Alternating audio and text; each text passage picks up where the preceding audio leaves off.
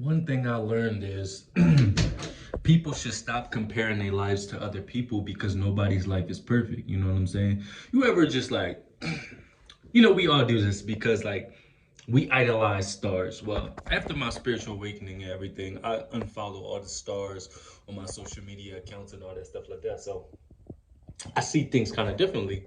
And I've always seen stars as like regular people, but now if you've had a spiritual awakening, you know what I mean. You see things like completely different. You know what I'm saying? But like you ever like be like, oh yeah, that's LeBron, or well, it's not gonna happen to LeBron, or like let's bring up Javante Davis, like yeah, I want to be a boxer, or yeah, this person's dope.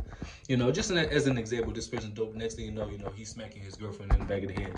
I say this to say, as that's a crazy situation. I don't know if it's true. I say this to say, you shouldn't look at people's lives and just automatically assume that they live in a perfect life or idolize people's lives because you don't know what's going on in their lives. Look at the NBA player Matt Barnes. I'm thinking, yeah, he's an NBA player, he's dope, whatever the case may be.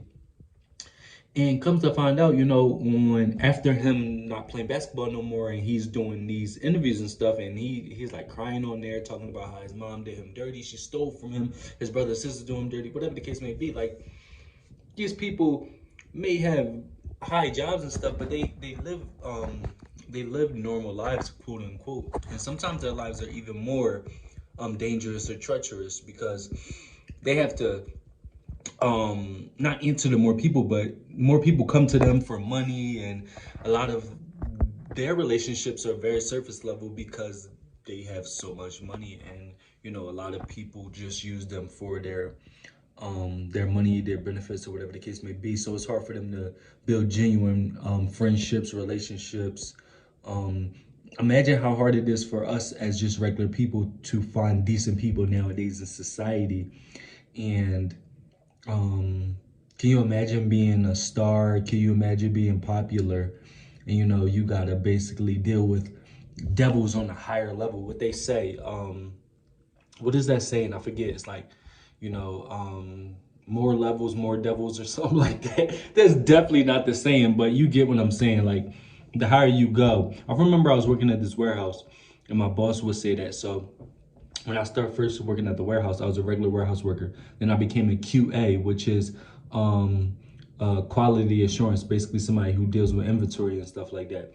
And then I became, look at me with experience, and I'm teaching y'all. No, I became a QA, then I became a supervisor, you know what I'm saying? And then I started doing the manager's work, even though I wasn't a manager yet, you feel what I'm saying? So I had experience like each level of the business except for the GM, which is the general manager, which was my boss.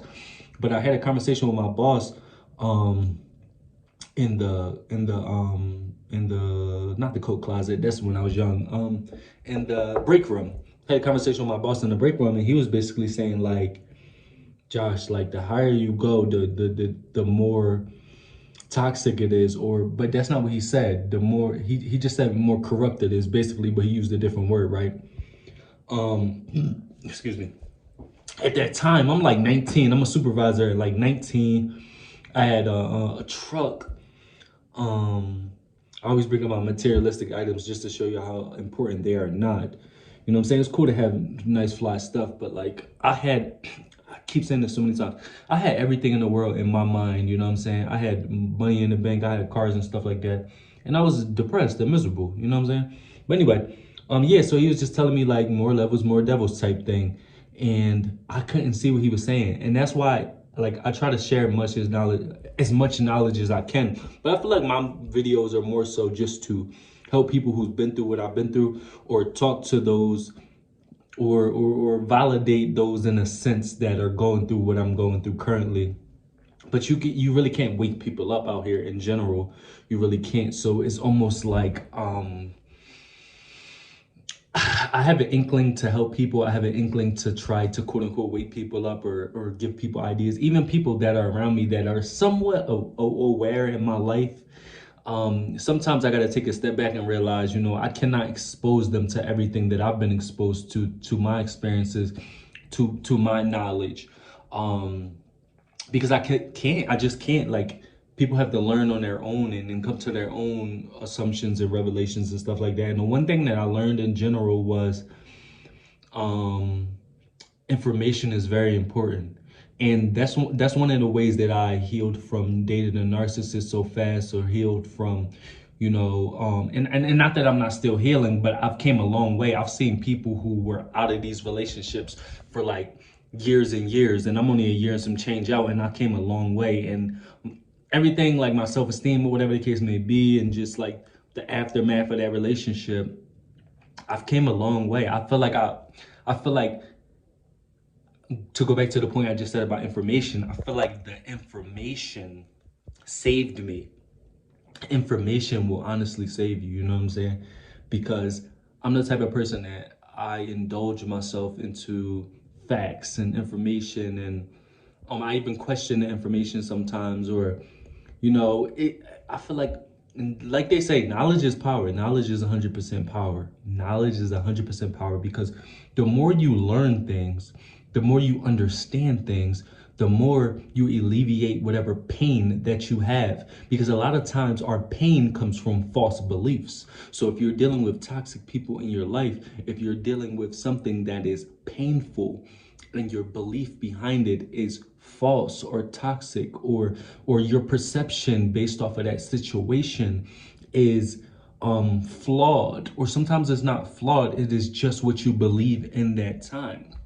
So once you change your perspective on that, once you realize your greatness, once you realize you have so much to offer, once you realize that you were dope the whole time, you just had individuals who were trying to take that away from you. You had individuals who were trying to knock you down. You had individuals who hated themselves, and he wanted you to believe so bad that you weren't nothing. You know what I'm saying? And when you get the information and you learn those type of things, then you can get on the other side of anything. Now, it takes time to heal. So at the end of the day, they say time heals, but I don't believe that. I think that time plus information heals. You know what I'm saying? I honestly do believe that. I was thinking about that earlier when I was driving in the car. I'm like, people always say time heals or you'll get over it. And like I said, I've seen men, women still in pain from their past situation, whether it's a relationship, whether it's a death, whatever the case may be. But they also soak in that. They also focus on that. The more you focus on something, the more it grows. If you focus on the fact that you dated a narcissist, that pain is going to grow. If you focus on working on yourself, healing, realizing that you are chosen, use whatever you can to alleviate that pain. I can't tell you to follow God. I can't tell you to follow spirituality. I can't tell you to follow Buddha. I can't tell you to follow nothing. You have to figure out what works for you in order for you to move forward. But information will honestly save you. But I just wanted to say all that to say, if you're looking at anybody's life, just remember that everything isn't what it seems. Look at social media. Look at Instagram. Look at TikTok. Look at the stars that smiling handy dandy. Y'all look at Jim Carrey. He's an inspiration, and he basically got to the point now where he's like, I don't even want to be out in the public. Like, they're like, when are your next projects coming or whatever? And he's like, I want my peace. I want to be able to do my paintings, because he's telling you that for the 30 plus years, he's been basically living in a facade. He's been living in a bubble, and he's been living in an entertainment industry that he's not happy with, which a lot of people do that because sometimes people strive to be something, right? They want to be famous. They want to be big. They reach that. Then they realize it's not what they thought it was. But they got to keep up that facade because they want to show everybody that don't even really care about them that, look, I made it. Look what I got. But I'm not even happy at the end of the day. They don't even be happy. So I just want to tell everybody, first and foremost, use information as much as you can.